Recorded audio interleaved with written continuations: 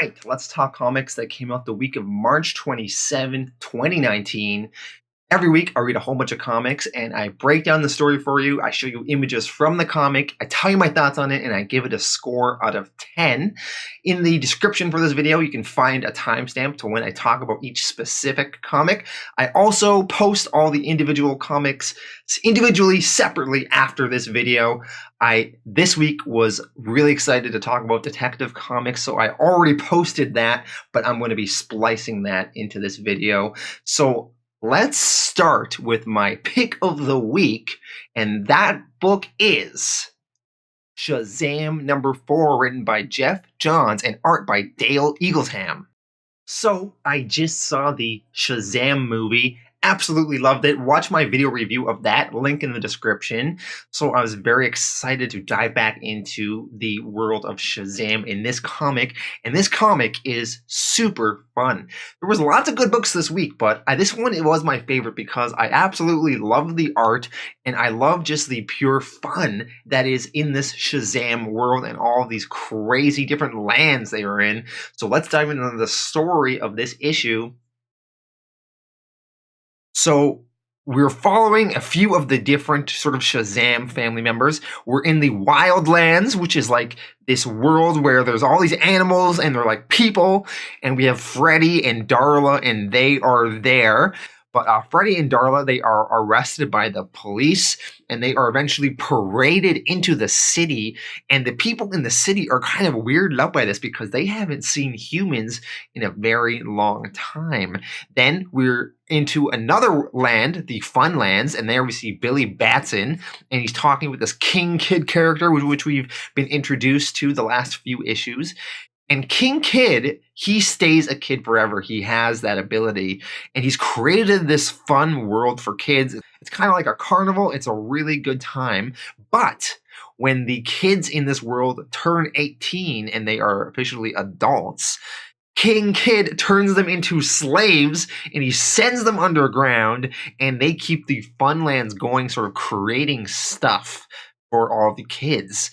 And Mary, who is Billy Batson's foster sister, she has been turned into a slave herself, and she's underground toiling away. Then we're also going to the Earthlands, which is the normal world, our world. And we see Billy's foster parents, and they are talking with the police, and they are talking to someone who is supposedly Billy's real dad. However, we know, if you've been reading the series, is that Billy's real dad, has been magically conjured up. It's not actually his real dad, and it has something to do with all this magic and all the different lands they are in. Then we jump over to another land at the Game Lands, where Eugene and Pedro are there. And they are told that they can't leave the Game Lands and this Tron-type world they are in until they gain 1,000,000 points. And the only way they can gain 1,000,000 points is by beating the Game Master. Then we jump over to the Rock of Eternity, where Black Adam shows up. First time we've seen Black Adam in Jeff Johns' Shazam run so far. And Black Adam says that the lands are sealed off for a reason, you stupid boy. Why did you unseal the lands from each other? And Black Adam is like saying that the Shazam family really messed up here. And that is the cliffhanger we end this issue on. And I absolutely love this issue because the art was amazing. I love all these different lands and seeing what shenanigans they get up to. It's just a fun world to be explored. Really great issue. I'm giving this one an 8.5 out of 10. Great stuff. This was my pick of the week. All right. Next comic I'm looking at is Detective Comics 1000. 1000 issues, 80 years. Lots of exciting stuff in here. There are tons of really good writers and lots of amazing, amazing artwork. So let's spend some time on this one. And first, let's go through some of the many variant covers, and I'm going to point out some of my favorites. So we got a Jim Lee one here. I always love Jim. I love the classic Detective Comics one that has the original look that you would see in the original Detective Comics. A few of them use that. We got to see the girls here, and Catwoman, Poison Ivy, and Harley Quinn. We got an interesting Dark Knight Returns homage here. We always have the really shitty ones that are just a plain white blank one. Who buys these? Who buys these ones? We have a 1940s Bruce Timm one. This is one of my favorites. This one's a 1950s Michael Cho, and I love seeing all the different Batman here. The little kid Batman, Batman with a snorkel mask, Batman he's an alien, Batman he's a caveman, Batman with a beard. There's so much fun Batman in this one. I love it. This is the 1950s one. It's so great. One of my favorites. Got some great Capullo, one by Jock. This one's supposed to be a 1930s Batman one. It's art by Steve Rude, and it's very interesting. You see how Batman's mask is very different. And I think they're like fighting the KKK or something like that here. This Brian Boland one is pretty cool, where you see Batman and all the villains around him. I really did like this one too. Some Catwoman one. There's one with, she has the mask, one where she doesn't have the mask. This Patrick Gleason and Alejandro Sanchez one I really did like. It's actually very similar to one we saw in Action Comics as well. We have another stupid one that's just blank and it's black this time. This Nicola Scott one is one of my other favorites. I love how you see the different various costumes that Batman has had in the past. This one's fantastic. Mike Mayhew, really nice here. Jay Anacleto, really cool here. Love the coloring in this one. Miko Sayan, really cool as well. You see all these statues in the background of the various villains and then various members of the Bat family. Really cool. So many really, really cool variant covers in this. Love the tons of variants. So great to look at. Okay, let's dive into the story now. So there are 96 pages in this book. Tons of stuff. First story is by Scott Snyder and Greg Capullo. So he's working this case, and it takes years for him to kind of solve. There's all these intricate clues and riddles. He has to know the Greek alphabet and know all sorts of other nonsense to figure it out. It eventually leads him to this group called the Guild of Detection. And in this guild, we have Detective Chimp, The Question, Hawkman, Hawkgirl, Martian Manhunter, and this character named Slam Bradley. Now, I didn't know who Slam Bradley was. Googled him. He was a detective character that was in the very first issue of Detective Comics, so it does make sense that you would see him in this book, sort of celebrating the history of Detective Comics. So Batman's talking to this Slam Bradley, and they are discussing all the world's greatest mysteries and how this guild of detection, that's what they work on. And Batman is kind of asking, like, why did you guys put all these intricate clues for me to find you guys? And Bradley states that every answer in the end leads to another question, and in a way that's sort of what makes detectives great and what makes the chase so fantastic. I thought this story was okay. I don't know if this is in continuity and there is this guild of detection and we're supposed to believe that all these members are part of groups like the Justice League and the Justice League Dark, as well as being part of this guild of detection group. Just so many groups everybody has to be a part of. But I thought this story was a nice celebration of Detective Comics.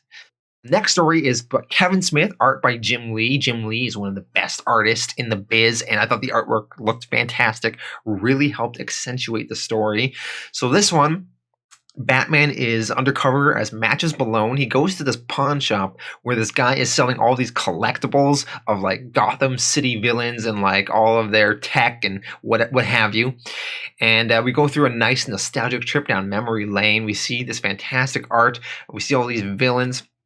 Anyway, this guy is running the pawn shop. He's selling the gun that murdered Bruce Wayne's parents. And Matches Malone, he decides to buy that gun. He brings it to the Batcave. And Alfred is like, this is a little bit morbid for you to be putting the gun that killed your parents in a trophy case. And Batman's like, it's not a trophy. He's going to melt it down and turn it into a chest plate for his suit. He's going to burn the metal that killed his parents and turn it into something useful. So I thought this was an interesting story. This was my favorite in this Detective Comics 1000. I thought it sort of hit the most emotional moments, and I liked the idea of sort of tying it back to all Batman's history and these various villains. I love that kind of character of this pawn shop guy that sells all this stuff. And then I sort of liked the note of, Batman turning this gun from something that did so much harm into something that can be actually put towards good. So this was my favorite of the group. Next story is by Paul Dini, art by Dustin Nguyen. So there's this henchman named Newt Brody, and he's this henchman that sort of accidentally messed up all these various villains' plans over the years. So he would always become a henchman and go work for like the Scarecrow or the Riddler or Poison Ivy, and he would like accidentally reveal the Riddler's secret codes, or he would destroy Poison Ivy's plants, all accidentally. But it turns out that this Newt Brody was actually members of the Bat family in disguise over the years. I thought this was okay, kind of fun. I mean, Paul Dini, he's the guy that did the Batman the Animated Series, and it kind of does sort of remind me of that a bit in the artwork style and sort of the tone of the book. I didn't love it, but I thought it was a nice nostalgia trip. Next story by Warren Ellis, art by Becky Clunan. So there's these terrorists, and they failed to take the hospital hostage. So now they're on the run. Batman's sort of leading them to this warehouse where he's going to take them all down. It leads to a confrontation in the end where Batman talks to their leader, who has like a suicide vest, and Batman manages to talk him down and talk him out of going through with his mission. Batman says, like, look at me, I'm already dead. I'm trapped in this place, and all I do is haunt the living. Is that what you want for yourself? And somehow this manages to make this terrorist want a better life. So he gives Batman the detonation device, and Batman sort of saves the day. This was okay. This was an okay story. The next one is by Denny O'Neil, art by Steve Epting, and I thought this was a horrible story. This is my least favorite by far. Absolutely hated it. Leslie Tompkins, which by the way, she's drawn super old, way older than she usually is. She's like preaching at Bruce, at Batman, and she's saying that she feels bad for him for letting his parents' death consume him. And Batman is so cruel to the criminals that he fights. Eventually, some teenagers want to rob them both at gunpoint, and Batman beats them up, and Leslie says, like, stop, don't hurt them. And Batman's like, you feel sorry for these people? These people were just robbing you. And she's like, I don't feel sorry for them. I feel sorry for you. It's like, why in the celebration of Detective Comics do you have a story where Leslie Tompkins is like bitching Batman out and saying that he's a bad person? And also, I'm fine if you want to deconstruct Batman and analyze him. And even if it makes him look bad, that's fine. But the way Denny O'Neil did it in this story just didn't really make sense. He didn't really make a good case for why Batman is bad. And I thought this was just came off as tone deaf, and I thought this one was really bad. Next story in this issue is by Christopher Priest, art by Neil Adams. So there's this Chinese student, and he's found dead. It eventually leads Batman back to the League of Assassins and some guy named Tan Luhan. And supposedly this story will get picked up later. Did not like this one. Next one is by Brian Michael Bendis, art by Alex Maleev. So this one has the Penguin and Bruce Wayne, and they are all both super old. And the Penguin is talking to Bruce Wayne. And the Penguin is saying that he knew Bruce Wayne's secret identity, Batman's secret identity. And then he gives this, tells a story of back in the day, all the villains were trying to figure out Batman's identity. And Penguin eventually deduced it because he figured it had to be someone rich, and he knew it wasn't Lex Luthor because it just wouldn't make sense. So he guessed it would maybe be Bruce Wayne, and he sort of followed Bruce Wayne, looked him up on the internet, and eventually he figured it out one night because the bat symbol came on, and Bruce Wayne left this restaurant he was in, and Penguin was sort of able to figure it out. He was going to kill Bruce Wayne. That way he can finally beat Batman. But he sort of decided against it. I think he was just maybe scared. I think he was just scared of killing Batman, and that he wouldn't be able to do it and what the repercussions would be from that.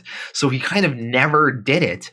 But he's talking to Bruce Wayne now because Bruce Wayne's super old. And he's like, but I just want you to know, I knew it was you. And I could have killed you if I wanted to. And Bruce Wayne actually kind of flips the tables, and he electrifies the Penguin, and he's like, I knew that you knew. So this was okay. This was an all right story. I like that Bruce Wayne was sort of coming up over the Penguin in the end, and I like the way that they jumped to when they were old men, so that was kind of interesting. Next story is by Jeff Johns, art by Kelly Jones. This one I really did not like. It was just surprising because I love Jeff Johns. He's one of my favorite writers, but In this one, Batman is old. He has a bat dog. He has a wife and Catwoman. He has a daughter going by the name Echo. And then Damian is there as sort of like an adult Robin. And they're all working some crime scene together. And it seems like all the criminals seem to have been taken care of and there's not much crime anymore. But then all of a sudden there's this crime where these 12 people died around this birthday cake. And it turns out that the character that killed everyone at this table is known as the April Fool, otherwise known as the son of the Joker. And I guess the son of the Joker left a note saying that it was him. I just didn't get this. Like, who is the son of the Joker? And what's the deal with this story? I didn't know what Jeff Johns was trying to do in this one. Next story is by James Tynion IV, art by Alvaro Martinez Bueno. And this is a story about Bruce Wayne taking Dick Grayson in and introducing him into the world of Robin, and if it's a good idea. So he's sort of like contemplating, should he bring this Robin in? Is it really safe for him to do so? And this was a sort of an all-right story of Batman and Robin's relationship. Next story is by Tom King and art by Tony Daniel and Joelle Jones. This one is a pretty pointless story. It had some kind of intriguing dialogue between the various members of the Bat family, and it sort of led to them taking a nice Bat family picture, which I did love that. I liked the artwork in this story, but overall, I didn't think there was really much to this story. And the last story in this book is by Peter Tomasi and art by Doug Mankey. Artwork is gorgeous. Artwork is gorgeous. So Peter Tomasi, he's the one that's writing the Detective Comics right now. So, his story was supposed to sort of lead into where we're going to be following up in future issues. But it's not really much of a story here. It's more so just a whole bunch of full-page artwork with some, like, random words and, like, poetry written on it. And in the end, we get this tease on the last page of this Arkham Knight character, which will be coming in the next few issues. So I didn't love this story either, but the artwork was gorgeous. We're getting to see some nice full-page spreads here. Overall, I thought this was a very interesting book. Lots of fun stuff here. I thought most of the stories were not that great. I don't think any of them were, like, amazing. None of the writing was amazing. My favorite was the Kevin Smith one, but it was just sort of just a mild enjoyment of that one. But the artwork in this book is gorgeous. So much great art. We got some real top talent in here, and I think that's what makes this book worth getting, is to just look at all this artwork and sort of have an overall celebration of Batman and all of his history. So this one is definitely worth picking up just to look at it. I wish some of the stories were stronger, though, especially for such a monumental issue. I would have liked a little bit better writing, but it's not like they had a lack of talent. They had some of the biggest comic writers in the biz writing in this one, so it's kind of surprising that none of the stories really jumped out at me, but I still kind of enjoyed this book. I'm going to give this one an 8 out of 10. What were some of your favorite stories in here? Let me know in the comments. Next comic I'm looking at this week is Heroes in Crisis number 7, written by Tom King, art by Clay Mann. So this is a series that, when it started out, I was really liking the first few issues, even though some people were kind of lukewarm on it. But now I've sort of come around, and I'm not really enjoying this series too much, although I'm definitely intrigued and want to see how it plays out. I'm just not fully on board with where we're going sometimes. But in this issue, we have Booster Gold, Harley Quinn, Batgirl, and Blue Beetle, and they're all sort of fighting each other. Harley Quinn especially is going after Booster Gold because Harley thinks that Booster Gold is responsible for all of these deaths that have happened at Sanctuary. So Harley's fighting Booster. Eventually, she overcomes Booster, and she's going to go for the killing blow, but she sort of holds back. Then Booster Gold and Harley Quinn sort of share some sort of interesting moments. Booster asks Harley, like, so what's the deal with all these nursery rhymes that you speak in? And Harley is just like, it seemed like a cool thing to do. I don't know. And eventually, Booster and Blue Beetle explain to Harley and Batgirl that Wally West might actually be alive, and that whole sort of convoluted time stream thing that is potentially maybe going on, and how Wally West might actually still be alive. So then they decide that, all right, let's work together and try to figure this out. They're going to use Skeets, which is Booster's like robot dude. They're going to sort of use his technology to sort of look through the time stream and see if they can figure out what happened to Wally West. Meanwhile, throughout this issue, we have Wally West, various 9-panel grid moments where he's talking to sort of like the therapist at Sanctuary. This is like in a flashback form. And we sort of see him like pouring his heart out and talking about how he's kind of sad because some of his family isn't around anymore in various moments. Then when we're jumping to sort of, I guess, what is the current day, we see Wally West, and he's talking to this weird green lady who is like sprouted from a flower. Apparently, it's supposed to be Poison Ivy being brought back to life. So Barry Allen, he's talking to this Poison Ivy, this green lady, and all of a sudden he sees himself. So we see two Wally Wests. And he's talking to the green lady, and he says, "You have to see this."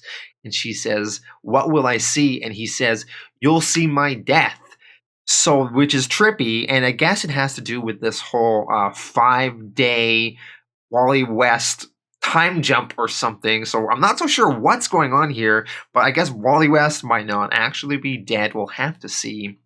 Then we jump over to Batman and Barry Allen, and they are talking, and Batman, he's sort of been monitoring some sort of situation, and then Batman says to Barry, "The alarms have been triggered." Barry's like, "Which alarms?" And Batman's like, "All of them. We need to go." And that is like how this issue ends. So this was okay. I don't know. I don't really know how I feel about where Heroes in Crisis is going. We're getting a little bit further plot development, trying to figure out what's happening to Wally West. I don't know. 2 issues left in this series. We'll have to see how Tom King wraps this all up, and maybe it will be all satisfying in the end. I don't know, but so far, I'm kind of lukewarm on it. I'm going to give this one a 6 out of 10. Next comic I'm looking at is Action Comics 1009, written by Brian Michael Bendis, art by Steve Epting. So this storyline is called Leviathan Rises, and we have some sort of weird, shadowy organization that has sort of been attacking various institutions in the DC universe, whether it be this DEO and Amanda Waller and her Suicide Squad. So it's pretty interesting, and this organization definitely seems very powerful and very mysterious. So Amanda Waller, she's at the Fortress of Solitude because she was sort of knocked out last issue, and she sort of came to Superman for help. And we have a flashback where Amanda first showed up at Lois and Clark's apartment, and Amanda says that Leviathan is coming, and Leviathan is traditionally, I guess, Talia al Ghul's organization. So we have one interesting moment when Amanda says Leviathan is coming. Superman, he uses his X-ray vision to sort of scan the entire apartment and see if anybody's coming to attack them. And I just love the way they show Superman scanning this building and using that power. But Leviathan is not coming at this moment. So then Superman, he travels like all around the world, checking on everybody. He goes to see if Lois's dad is okay because he got attacked by this Leviathan group, and he's in the hospital, and so far he is okay. Meanwhile, the Question is there at the hospital as well, and Superman and the Question discuss a bit. Superman then goes to Japan, to the former base of Talia al Ghul, to see, if she's up to something, and it doesn't look like she's there, but there's some sort of note left behind. Then Supes goes to the Batcave to talk with Batman and see what's going on there, but Batman is busy. Apparently, he's some sort of problem with the Riddler, but Alfred and Superman sort of discuss things. And what I thought was interesting here is that, like, Alfred says, like, he's already looking into the situation. He's monitoring it. So I really liked how this shows that, like, Alfred is sort of his own person sometimes. And Alfred is sort of, like, working the information and the details to try to problem solve stuff, even when Batman's not even involved yet. So I love that sort of interaction between Alfred and Superman here. Then Superman goes to the DEO rubble, and he talks with that Bones guy who is pissed that all of his people were attacked. And this Bones guy, he was pissed. He wants to know what's up and what is the deal with this Leviathan as well. Then Superman heads back to the Fortress of Solitude. We are learning about all these different organizations. It's all mysterious.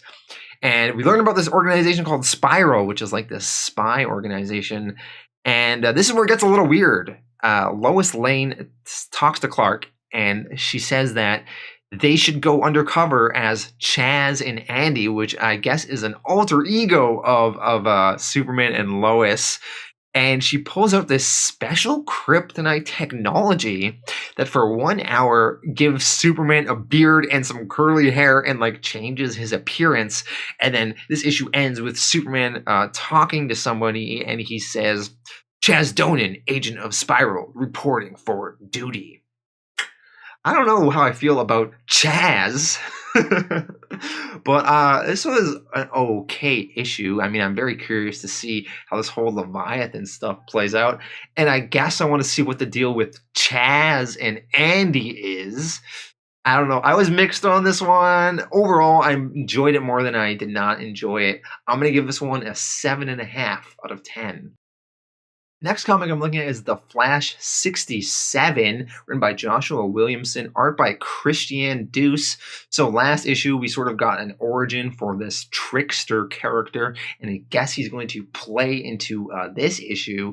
So what's going on right now is that Commander Cold is missing, and the Flash is sort of trying to figure out what the deal with that is. And the entirety of Central City is happy. No one is committing crime, and to the extent where it's very kind of peculiar and fishy. Apparently at the police station, everyone's pretty psyched because they're not overworked, because there's like no crime to report, and like nobody was really in the holding tanks there at the police station. And Barry, he's talking to one of his colleagues at the police station, this Kristen girl, and she appears to be dating James Jesse, aka the Trickster. So something's definitely sketchy there. We'll have to see how that plays out.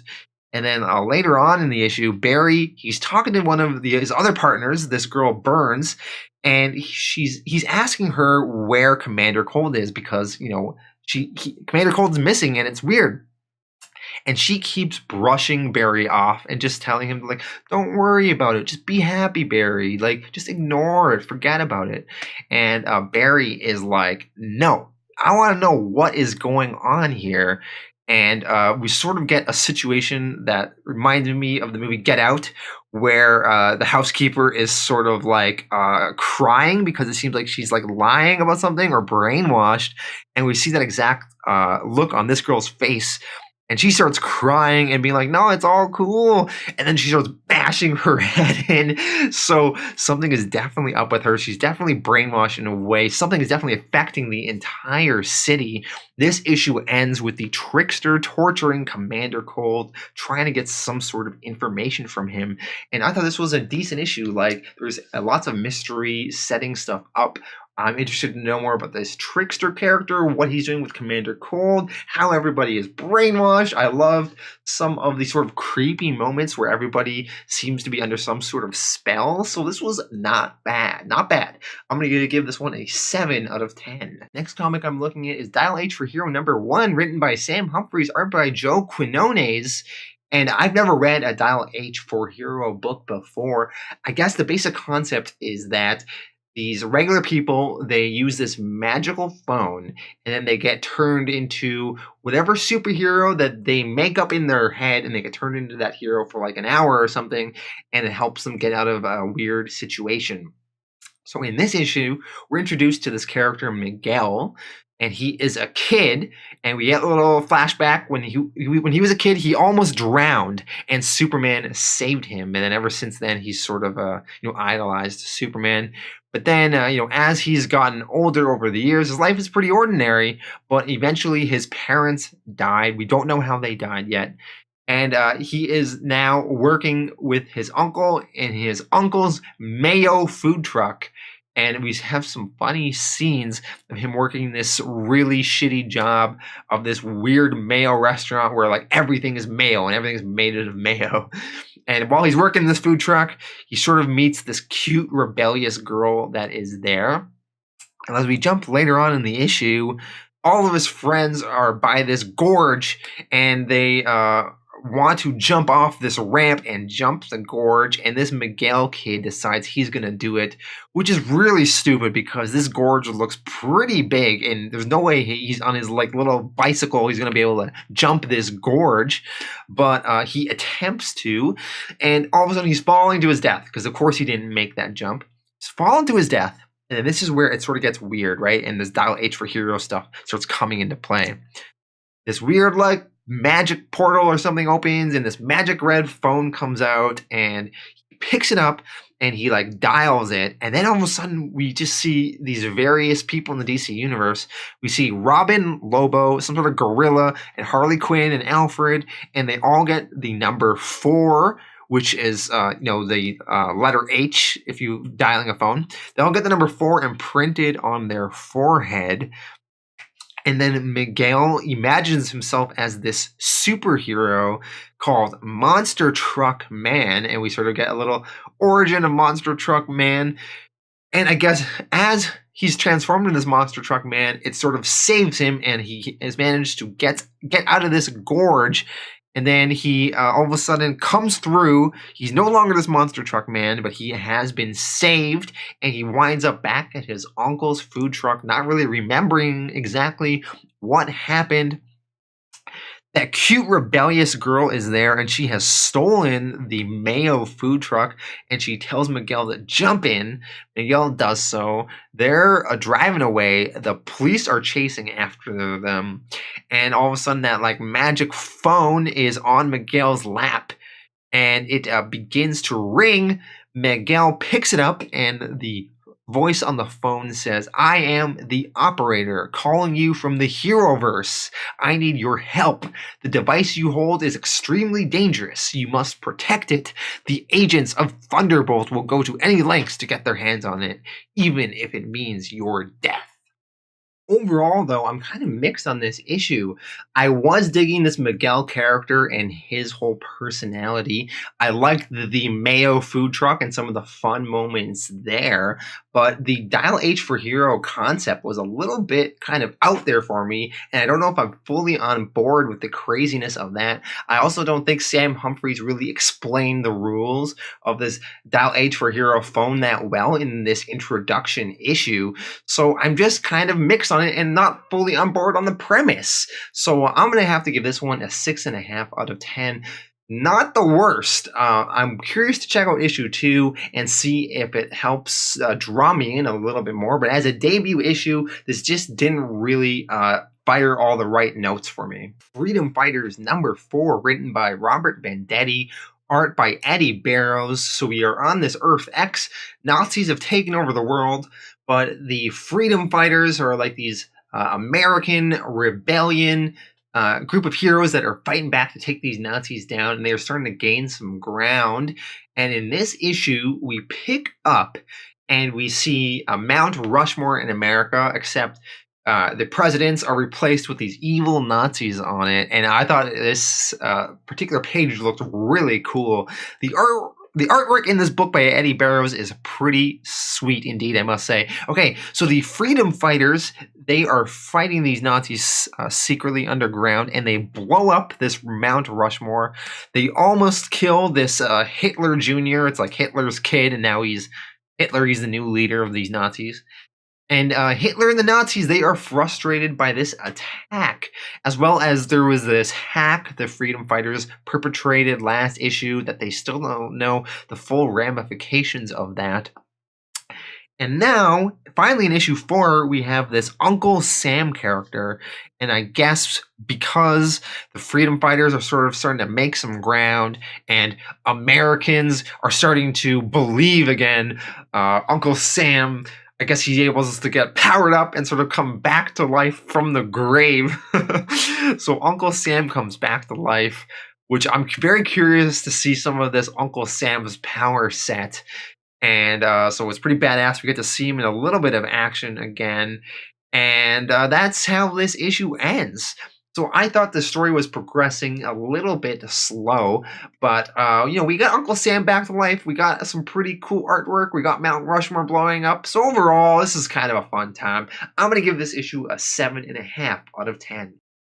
Hex Wives, number 6. This one's from DC's Vertigo imprint. This one's written by Ben Blaker and art by Mirka Andolfo. And this is the final issue in the first story arc. So basically what's been happening so far is that you have these witches and they are at war with this other group. And this other group sort of has this secret weapon that they've been able to brainwash all these witches, and these witches have been living in this sort of like secluded suburban town, unable to leave. And these witches are sort of starting to figure it out and remember their past. So the witches, they've sort of snapped out of their spell now. They're at a dinner party with all these men that have been lying to them, pretending to be their husbands and making them forget. So these witches, these women, they are pissed. They're starting to use their powers and get the revenge on the evil men who have been keeping them trapped. One really cool scene is this cat. He goes through this dude's stomach and like in through his intestines, and he comes out the dude's mouth. Really trippy and cool. So the witches, they want to fight this group called the Architects, which are the people who have sort of been kidnapping them. And apparently, these Architects, they've kidnapped some woman called the Witch Mother, and they are using her power to sort of keep all these witches brainwashed as long as they have been.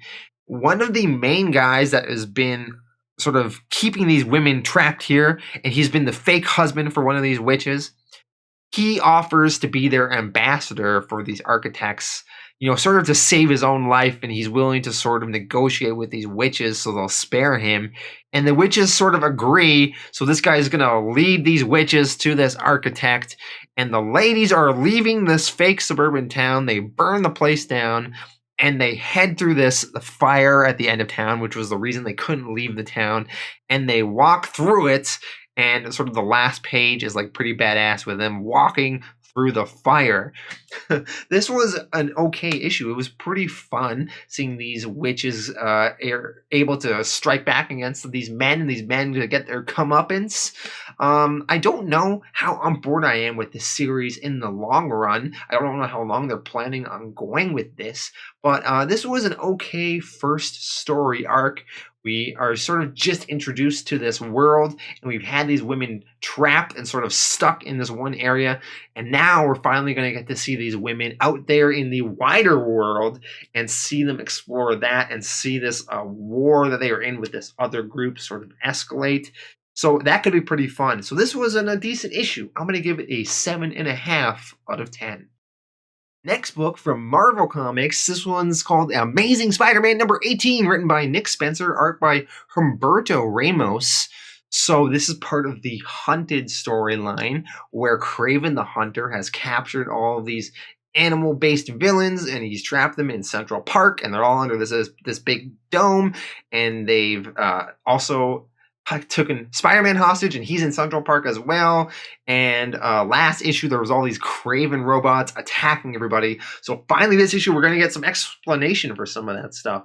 And it turns out that Kraven the Hunter, he has sold this experience to all these rich people. These rich people, they are sort of amateur hunters. They don't have much ability, but they love hunting these like exotic animals. So Kraven the Hunter, he's selling them this sort of VR experience. These rich people, they would put on these like VR headsets, and they control these Kraven robots. And they can even pimp out their Kraven robots, put some logos on it. They can buy some like better add-ons to make their robot more powerful. And through these robot avatars, these Kraven robots, they can safely attack all these animal-based villains as well as Spider-Man in this Central Park dome and sort of get this fantastic hunting experience that they would not be able to get otherwise. And we also have some scenes with Taskmaster and Ant-Man, and they've sort of been hired by Kraven to round up a lot of these villains throughout. And Taskmaster eventually turns on this Ant-Man, and he throws, because Ant-Man's, he's animal-based as well. He's an ant. And Ant-Man gets rounded up and sent with all these other villains. So Taskmaster double-crossed this Ant-Man. And the end of this issue, we have a tease that MJ is in fact in trouble, and this weird-looking villain sort of sneaks into her apartment and maybe is going to, attack her. But yeah, I thought this was still a really fun issue. We're still continuing this Hunted storyline, still pretty good. I want to see more of these Craven robots and all the villains in Central Park battling it out and see where it's all going to land out. So this was really fun. I'm going to give it a 7.5 out of 10. Next book I'm looking at is Fantastic Four number 8, written by Dan Slott, art by Aaron Cooter. So last issue we had Dr. Doom, and he has sort of captured Galactus and is keeping Galactus hostage, and Galactus is strapped down. And Dr. Doom wants to sort of power the world with Galactus and create all sorts of energy and be able to send people into space. So that's his plan. Maybe he can even do intergalactic space travel with the power of Galactus. And Dr. Doom has all the Fantastic Four hostage. We have this really interesting scene where Reed Richards is stretched out to the max. And if he tries to stretch a little bit more, he might sort of explode and die. So I loved the visual of that.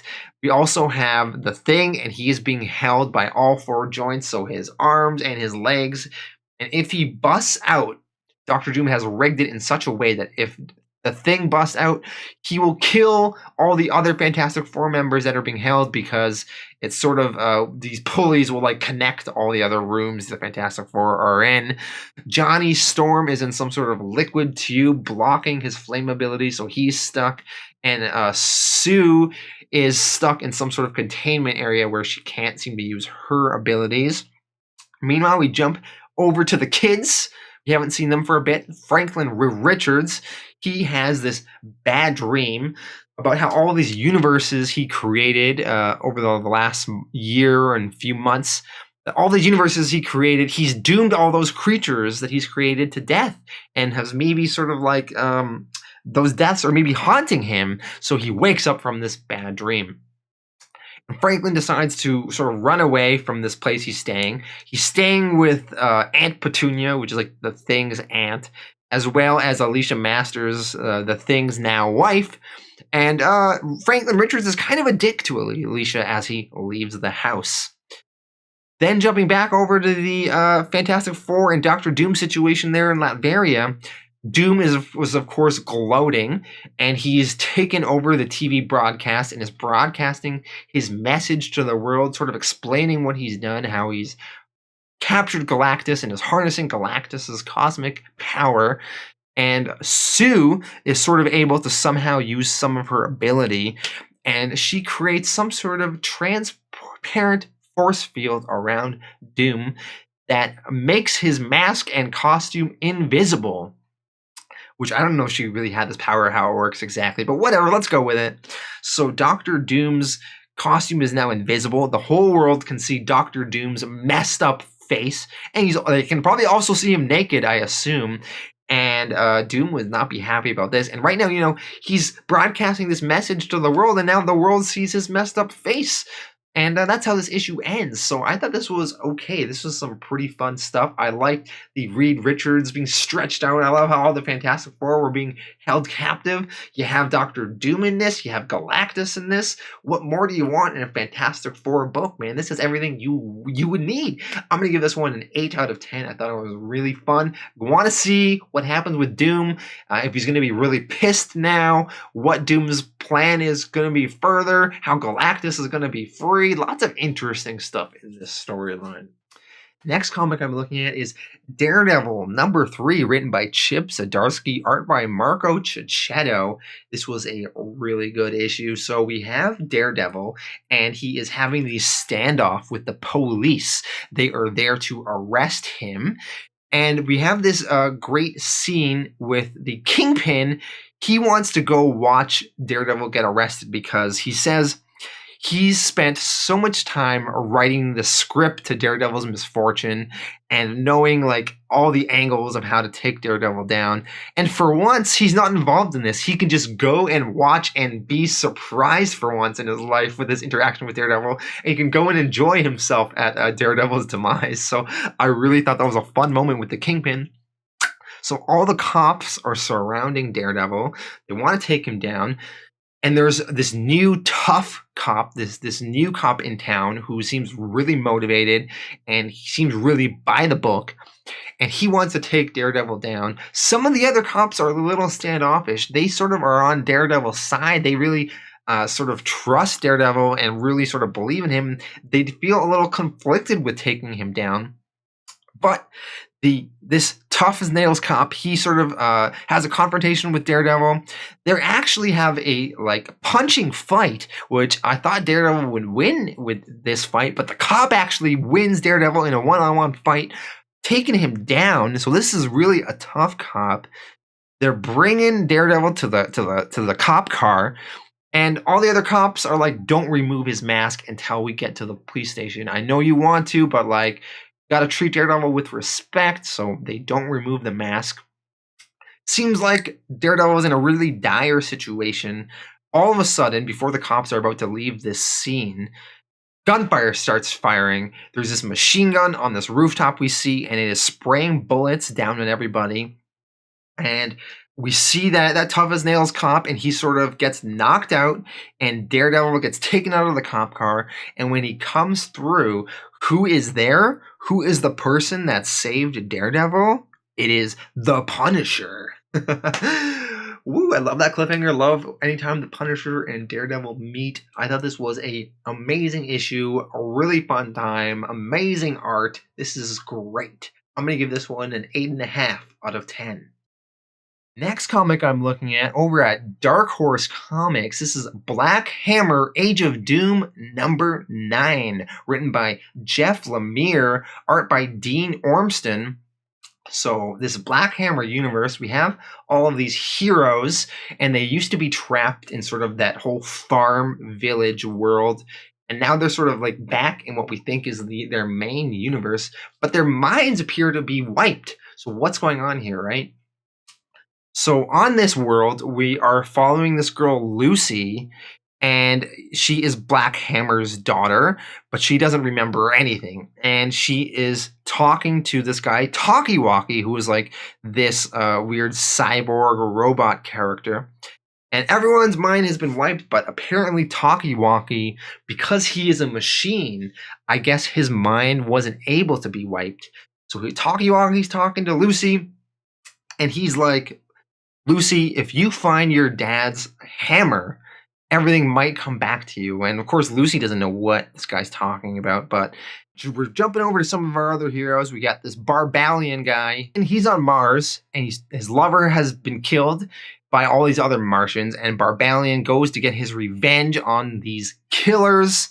We're also following Abraham Slam, and he is on the subway, and he gets in a fight with some punk kids on the subway, and they actually sort of beat the shit out of him. And then we jump back over to Lucy. She's working at this shitty pizza place, and she quits. Later on in the issue, Lucy eventually manages to find that hammer, her dad's hammer, and it all comes back to her. She remembers everything. She goes and finds Talkie-Walkie, and they decide that they are going to go and save all the others. And this was a fun issue. Jeff Lemire is painting a pretty interesting world here. I want to see all these heroes when they finally remember everything and they can finally sort of figure out this whole mystery and solve all these issues that they've been having. This whole series has then been trapped in this farm universe, and now they're sort of trapped in this other universe where they don't remember their past. I want to see this to the end and see that conclusion and see, everything get resolved and see who's behind it all and what the whole deal is. So yeah, I'm still really enjoying this series. Really fun stuff. I love all these characters. I'm going to give this one an 8 out of 10. Next comic I'm looking at is Sharkey the Bounty Hunter number 2, written by Mark Millar, art by Simon Bianchi. So I really liked issue 1. I thought it was so fun. This space world following this bounty hunter, and he's been hooked up with this like little kid, and he has to take this little kid to his home planet, and he's also going after this big bounty, which will be a huge payday, and there's all the rival bounty hunters after it as well. So in this issue, the kid is driving this Sharky guy crazy. The kid has to go to the bathroom, and Sharky's like, well, I have to fly way off course if you have to go to the bathroom, and we got to go to like the nearest service station. Can't you just like pee in this like bucket thing or something? And then when they do stop off on this planet, there's this confrontation with all these other bounty hunters, and they've taken the kid hostage because the kid wouldn't stay in the spaceship when they land on this planet. So Sharky and these other bounty hunters are having this whole space standoff, and it just seems like it's going to be hard for Sharky to make his way out of here. They start blasting each other, and Sharky somehow has the ability to sort of blast these lasers from his shoes, and he manages to take all these other people down, and they manage to escape this situation. And later on in the issue, it ends. Somebody gets the drop on him, and it seems like it's the very girl he was looking for, the girl that he was trying to get the bounty on, and she is holding him hostage. And like that is how this issue ends. I thought this continued to be a really fun issue. I had a good time with it. I'm still loving the space world. I'm still loving Sharky and this kid and their whole interaction. Want to see Sharky take down this bounty hunter and see all the other bounty hunters in the mix and see how it all plays out. This is a really fun time. I'm excited to see when Netflix makes this into a movie or TV show, so that should be good as well. I'm going to give this one an 8 out of 10. Next comic is Man-Eaters #7, written by Chelsea Cain, art by Kate Niemczak. So this is a very kind of controversial book because Chelsea Cain has a very kind of feminist message, and a lot of guys get pissed off by it. I've been jumping back and forth on this series. Some issues I really like, some I'm kind of confused about. So yeah, let's dive into the story in this issue. So the mom, the father, and the daughter are talking, and the daughter is trying to protect this one girl who's like a friend of hers. All of a sudden, this group called Scat SWAT bust into the room and attack because I guess this one girl is turning into like a panther, because in this book, all the women, when they get their period, turn into panthers. And the mom takes them all out. And then the sort of cliffhanger in this issue is that the mom says, it's time, and her eyes turn all green like a cat. So maybe the mom has sort of been hiding some sort of secret information the entire time. Not too bad. Now, there is lots of graphic design interludes in this comic, and I like some of them. Some of them can be really funny, whether they take the form of a fake ad, or in this case, we have a mother blueprint page. We have various poems. We have this whole tampon woman page. We have these whole Rorschach drawings, but they're on of period blood on a pad, and they're the ink blots on the pad. We have this cat disguises page. We have a random 12-panel grid of all the creative team and them drawn in this comic, and I was a little bit taken aback by all the graphic design stuff. Part of that is why I really like this series, because I do love some of that graphic design moments, but they are kind of, I feel, overusing it a bit. There's a little bit too much of these graphic design interludes. It really takes up a lot of the story. We only have 20 or so pages in this issue, and like 5, 6, 7 of them are these graphic design interludes that sort of don't further the overall plot. So I'm mixed on this. I'm mixed on this issue in this series. I'm going to give this issue a 6.5 out of 10. Gonna keep reading, gonna see where it goes, but yeah, I'm not 100% on board with this series. The next comic I'm looking at is Ice Cream Man #11, written by W. Maxwell Prince, art by Martin Morazzo. So I've never talked about this book on my channel yet, but I have been reading it. I've been reading every issue, and this book is so trippy and weird sometimes. So this ice cream man, he's sort of like this weird, creepy looking character, has some sort of supernatural ability. Most of the issues are sort of these one-shot stories that don't really tie into an overall narrative. We had a few issues that sort of did progress some sort of overall mythology of what's going on. I prefer the one-off issues that don't sort of tie into anything else. So let's just dive into the story in this issue. It is freaking weird, but really kind of fun, okay? So in this issue, there's this guy, and he is like dreaming. He's in a bad dream, and he's trapped in a reality show. And, this book, it's very like horrific twist in a way. So he's trapped in a reality show, and the show he's on, it's called Mannequin House, and it's like a bachelor parody. So he's on a bachelor type show. He's competing for love against all these other mannequins. And the main mannequin doesn't choose him because he's, of course, not a mannequin. And the mannequin's not into his normal looking face. So he gets hauled away from the rose ceremony, and he gets sent to the room for improvement. And then he sort of shifts into this other reality TV show. And this show is called Family Autopsy. And it's explained that this character, his Uncle Bob, died, and he has 30 minutes to autopsy his uncle and figure out what killed him. And this whole little storyline in here is filled with all of those confessional cameras that are typical of reality TV shows where the people talk to the camera. So we see our confused main character talking to the camera, and we see Uncle Bob, who's dead, talking to the camera as well. And he's like, I wonder what killed me. Was it cigarettes? Was that what finally did it? So then we jump into another reality TV show called Chopped, sort of like, cooking show. And these various contestants, they have to cook with these weird items. So one person gets a foot, and then another person gets another foot to cook with. We also get Uncle Bob's teeth to cook with, or farmer's market kale, just like a normal food item. So once again, some like dark humor in here as well. Then we're on another reality TV show called America's Got Intestines, and it's sort of like an X Factor spoof, but our main character is there, and his like whole body's open up, and his intestines are falling out, and it's really horrific. Then we're on to another reality show. This one's called Wealthy Family of Zombies, and it's clearly a Kardashian spoof, but there's all these zombies, these zombie Kardashians, and they're discussing their whole lifestyle. And then, of course, in the end of this issue, they kill and eat this guy who's our main character.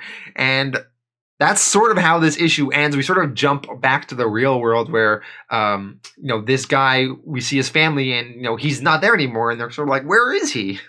And I thought this was a very interesting issue. So trippy, so weird, but so fun. I love the parodies of reality shows and the funny, obscure humor in this. Dark humor, very dark stuff. But this is a very trippy series, but very interesting series. I'm going to give this issue an 8.5 out of 10. And I'm recommending this book. Like, don't start here. Go back to issue 1. But, like, this is a fun one to jump into if you sort of like dark humor and horror. Next comic I'm looking at is Transformers #2, written by Brian Ruckley, art by Angel Hernandez. So issue 1 came out 2 weeks ago, and this is issue 2, and the Transformers have rebooted their whole universe, so we're seeing how they're setting up their brand new world and brand new universe of comic books. So let's dive into the story in this issue. So last issue, we ended with this Brainstorm character being dead, I believe, and he's another Transformer, and appears on Cybertron in this point in time in history that Transformers dying is pretty rare. It's been a long time since there's been another death. So this Windblade character, who's sort of like a cop, is she's sort of investigating this whole situation. Meanwhile, Bumblebee, who's I guess also a cop and is like a partner to Windblade, he takes this Rubble, who's this newbie, and they leave the scene. And they are told to keep this whole situation on the down low because it's such a new event on Cybertron to have these characters dying. So then we are jumping to Megatron, and he is giving some sort of political rally to this group called the Ascenticons. And Megatron is saying that they are too shackled on this Cybertron world. They're too constrained. They're not given enough energon, which I guess is like their energy source. So they are being withheld. And basically, he's trying to say that they're not getting everything they need and trying to pull everybody over to his side and start some sort of revolution. Then Megatron, he gets attacked mysteriously. We don't know by who, and the attacker manages to get away, and Megatron is pissed. So this might be the sort of thing that sort of spurs on the revolution. And I thought this was okay. I'm still not fully on board on this Transformers reboot. It was kind of a slow pace. The artwork is okay, but it's not blowing me away. But I mean, it's still kind of fun. I'm still curious about this series. I can't give it like an 8 or anything. I'm going to give this one a 7 out of 10. Not too bad. Gotta see where it goes. Next comic I'm looking at is Glow #1, written by Teenie Howard, art by Hannah Templer.